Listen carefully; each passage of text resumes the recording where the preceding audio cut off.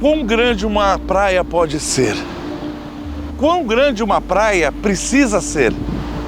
E uma cidade, o quão grande ela é? Do tamanho dos seus sonhos ou de seus pesadelos? Sejam bem-vindos à Praia Grande. E é aqui que começaremos o nosso documentário Teatros Assombrados da Baixada. Neste documentário, nós vamos passar por 4 cidades da Baixada Santista: Praia Grande, São Vicente, Santos e Mongaguá. E nós vamos contar os fantasmas que assombram os principais palcos dessas cidades. Além, é claro, de falar das lendas locais, pois sabemos que as lendas de uma região contam muito sobre o povo que nela vive. E aqui em Praia Grande vive muita gente boa. Venha! Praia Grande é uma cidade nova. Ela foi emancipada em 1967. Antes disso, ela fazia parte de São Vicente. Então São Vicente era todo esse território era território de São Vicente. O movimento emancipatório ele já vinha desde a década de 50 e já vinha crescendo e tomando força, até que finalmente em 1967 Praia Grande se tornou uma cidade independente. E Praia Grande tem o talento e a vocação de receber muita gente. Sempre foi assim. Não é à toa que é, de certa forma, uma cidade balneário. Ela todo ano recebe milhões de pessoas, especialmente nas festas de final de ano. E é uma das cidades que mais cresce na Baixada Santista. Muitas pessoas vêm de toda a parte do estado de São Paulo e do país para vir morar aqui. Entre elas, inclusive eu mesmo, já morei aqui em Praia Grande durante alguns anos. E uma das coisas que eu mais reparei diferença, desde a época que eu morei aqui, que já faz alguns anos, é a questão do orgulho. As pessoas hoje em Praia Grande possuem orgulho de morar em Praia Grande. Um exemplo aqui é essa avenida, Avenida Costa e Silva, no Boqueirão, um dos centros nervosos de Praia Grande. Por toda a semana, todos os finais de semana, milhares de turistas e pessoas da cidade vêm e passam nos diversos comércios que tem aqui. Se a gente lembrar, um tempo atrás, na TV brasileira, Praia Grande era vista com um certo olhar de troça. Quando queriam falar de farofeiros, essas coisas, sempre citavam Praia Grande. Mas hoje, a situação não é mais assim. Praia Grande, o povo de Praia Grande tem muito orgulho de sua cidade. E isso é muito bom. E justamente pensando nessa coisa de dar orgulho para as pessoas que moram nessa cidade, das pessoas sentirem esse pertencimento de morarem em Praia Grande, que eu e minha digníssima esposa, que é inclusive produtora deste humilde documentário, criamos a primeira Paixão de Cristo de Praia Grande, onde usávamos dezenas de atores, a maior parte deles pessoas da comunidade, e ele era realizado nesta praça. Nesta praça. Nós fechávamos aqui a rua, todas as ruas eram fechadas, esse lugar era onde Cristo era crucificado e os atores eles interagiam ao redor daqui, né? O camarim ficava num dos cantos, a gente montava barracas, tendas, tinha um telão, tínhamos grandes caixas de som, era um gigantesco espetáculo. Eu tenho muita saudade e muito orgulho de ter feito um espetáculo desse tamanho e muitas pessoas dessa cidade se lembram ainda desse espetáculo aqui. Era muito legal mesmo. E por mais que Praia Grande seja essa cidade que recebe todos e acolhe muita gente em paz, ela também possui suas lendas, seus segredos e seus mistérios. Para entender mais sobre isso, nós vamos conversar com um dos maiores historiadores de Praia Grande, um cara que sabe tudo sobre a história dessa cidade, Cláudio Sterck. Então, se você entrar aqui na Avenida Costa e Silva, você vai encontrar uma casa, a única ainda que sobrou, da Avenida Costa e Silva. E é interessante, porque a lenda que corre dos passantes ali na calçada, né, é que essa casa seria mal assombrada de madrugada, né? Isso eu não sei, mas o que eu sei é que a história dela é meio tenebrosa, né? O que aconteceu ali mais ou menos ali no início dos anos 70, o proprietário, né, morava sozinho na casa e tinha problema de vista, né? Ele não enxergava bem, né? Um dia entrou um andarilho de madrugada na casa, viu ele e matou ele a pauladas. Então, é uma situação, né? Foram descobrir o corpo dias depois, né? E o que é interessante, ele era motorista de táxi. E até hoje, lá na garagem, emparedado, porque depois foi feita uma parede, existe um Opala, 4 portas, vermelho, no mesmo local. Essa aqui é a casa que Cláudio Sterck falou, do taxista que assassinou um pedinte e que acabou fechando a casa. E ele disse que deve ter um Opala emparedado aqui, um Opala 50 e pouco emparedado aqui, Peterson. Será que é ali? Eu não sei. Mas essa aqui é a única casa que ainda existe na Avenida Costa e Silva.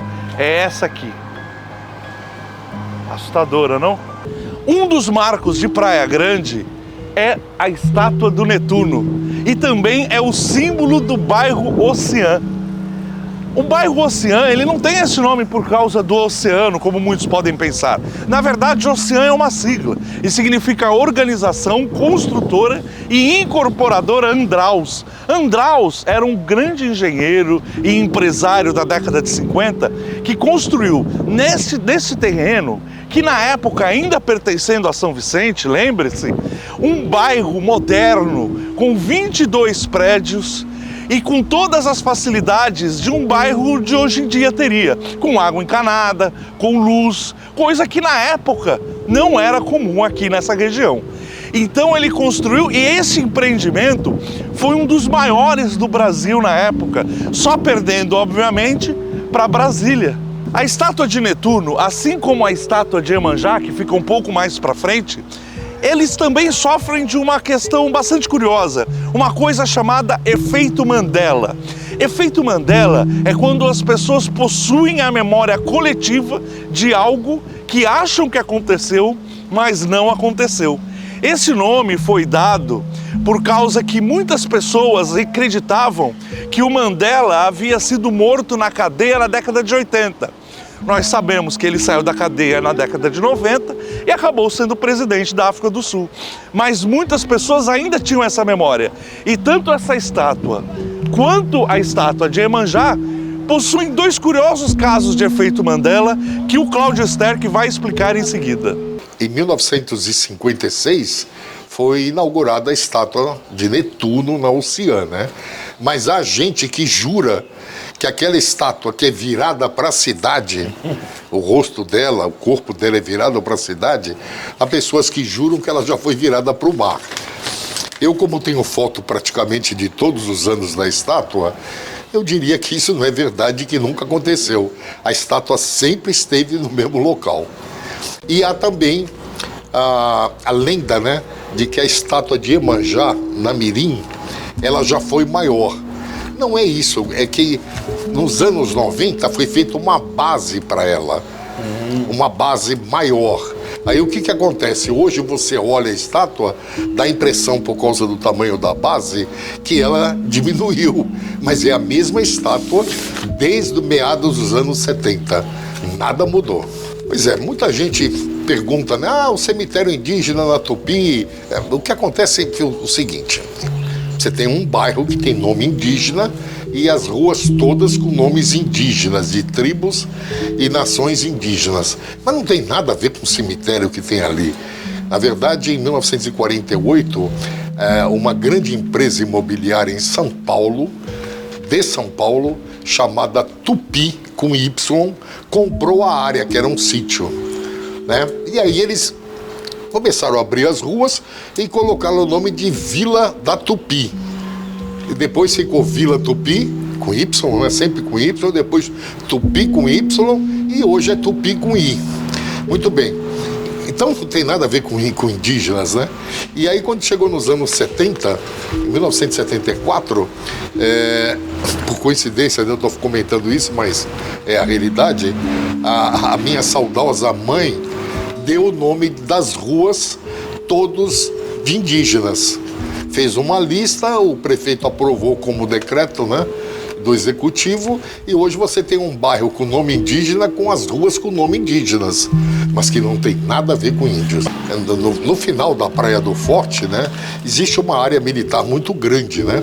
E obviamente que uma área com uma mata fechada, né, e com um grande número de pessoas que todo ano vai se renovando, que são soldados, né? É natural que surjam bastante lendas, né?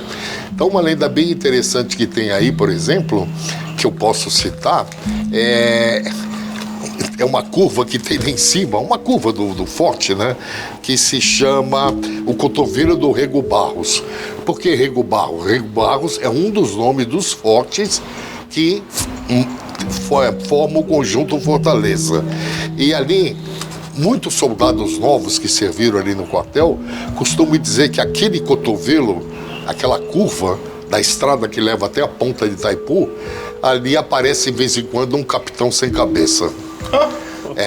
E existe também a mula sem cabeça, que depois foi descoberto que, na verdade, a história não é bem assim. Um português que ia buscar a lavagem, né, do rancho, ele um dia, enquanto ele buscava a lavagem lá dentro, separava, a mula se soltou do veículo lá. Se soltou. E aí o que acontece? Ela se soltou e entrou dentro da mata. E à noite os soldados ouviram aquele barulho, né? E dizem que viram uma mula sem cabeça. Mas não era a mula que se perdeu lá. Sim. E foi encontrada e foi devolvida para o dono. Certo. A lenda nacional que ficou mais conhecida em relação à Praia Grande. É um objeto voador não identificado, né? Que teria surgido nos anos 60, na ponta do Itaipu, de madrugada, para 2 soldados que estavam dando serviço ali na ponta de Itaipu, né? E aí se diz a lenda que o objeto de madrugada se aproximou dele, que era um disco enorme, vermelho, e que queimou os 2. E eles teriam sido levados para a Santa Casa de Santos na época. A Santa Casa não tem nada que registra isso. Não existe nenhum documento do Exército que tenha esse registro. E teria acontecido que um fuzil de um deles entortou. E que estaria no museu no Rio de Janeiro. Os museus foram pesquisados, também não acharam fuzil nenhum. Então eu acho que está mais para lenda do que qualquer outra coisa. A igreja daqui, ela pegou fogo e ela foi totalmente destruída, né? Nesse incêndio, né? E aí aconteceu sei lá, a gente não pode saber se é milagre, se é uma grande coincidência, mas só sobrou uma imagem. Só uma imagem foi poupada desse incêndio. Justamente a imagem de Nossa Senhora. Olha só. Ela não pegou fogo, não chamuscou absolutamente nada. E aí todo mundo ficou muito emocionado, e aí um comerciante da Praia Grande, que frequentava muito a igreja, pediu a imagem, né? E o padre deu para ele. Jânio Quadros. O Jânio Quadros, quando ele renunciou, existe uma lenda, e essa lenda é perpetuada em jornais, é perpetuada em discursos, em comentários, mas não é verdadeiro. Porque eu acho que eu atrapalhei a lenda. Eu descobri uma foto e o itinerário dele do dia quando ele renunciou e o dia seguinte. Então há uma lenda de que o Jânio teria pego um avião com a Eloá, né, e um cachorrinho dele, e teria descido aqui no campo da aviação, no antigo campo da aviação, e ficou aqui na Praia Grande por alguns dias. A história toda é verdadeira, só que um detalhe, ele não veio de avião. Ele até a Praia Grande. Ele veio de avião até São Paulo. De São Paulo ele pegou uma caminhonete, aquela DKV, a DKV Vemag, aquelas caminhonetes, né, peruazinha DKV, Vemaguete. E com ela desceu a estrada. E é interessante que ele teve que fazer uma parada na Anchieta nesse dia, e a agência O Globo tirou uma foto dele. Então existe foto comprovando de que ele veio dirigindo uma caminhonete Vemaguete até a Praia Grande. E de fato veio até a Praia Grande. Ele veio para o hotel dos alemães, que na época já estava convertido em residência, e aí ficou alguns dias até que ele se exilou na Europa. O refúgio das ondinas, né? O que é ondinas, né? São espíritos da natureza, que pode ser sob várias formas, né?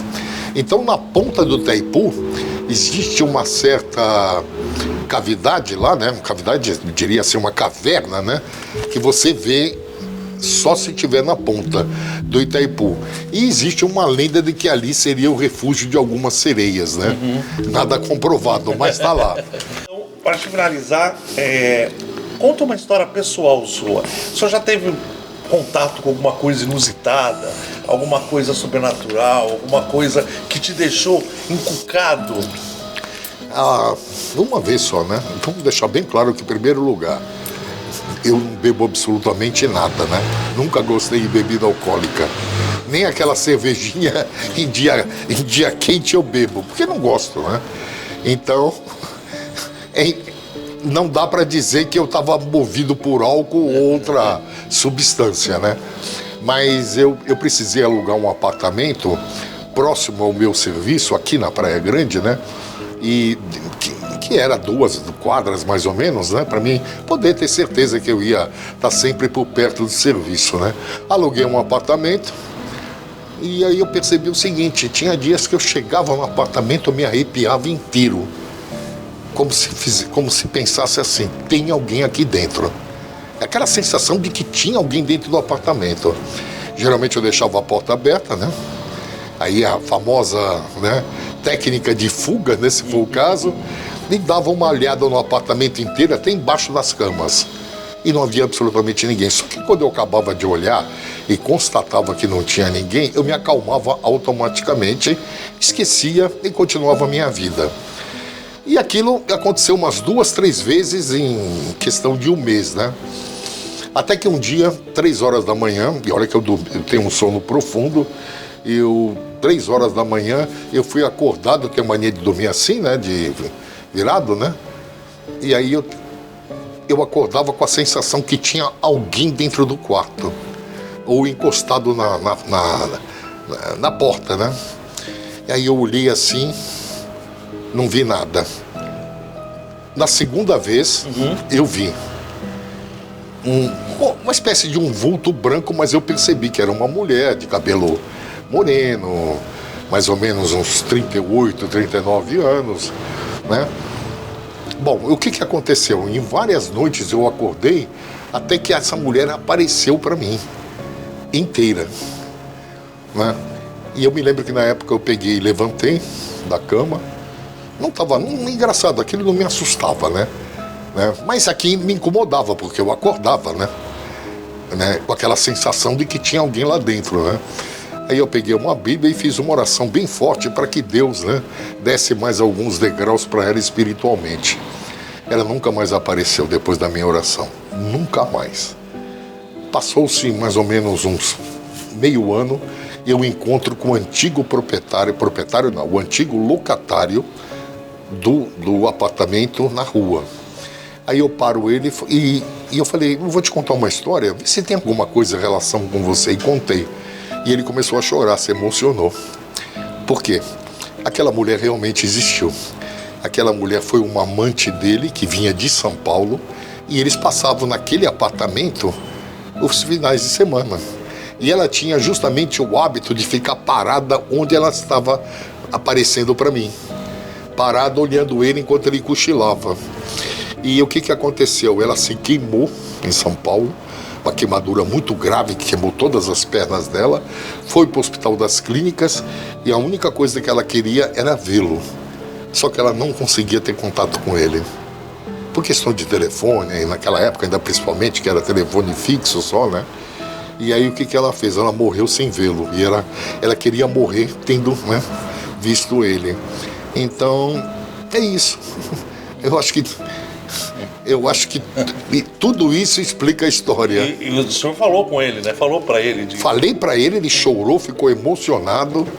E ele tem certeza que realmente era ela. Olha só. Ou seja, ela tinha morrido, né? Não sei se foi isso, porque eu não sou espírita. E a energia dela estava aqui ainda para ela tentar vê-lo, enfim. Estava meio confusa. No mesmo lugar onde ela ficava vendo ele dormir. No mesmo local, na porta da entrada do quarto. Ela encostava no batente e ficava ali. E foi assim que ela ficou quase um ano até eu descobrir essa história depois. Interessante. Bom, Cláudio, muito obrigado. Valeu. Muito obrigado pelo seu tempo. Disponível. Muito obrigado. Ria dos vivos, salve dos mortos, você sentirá os horrores do inferno.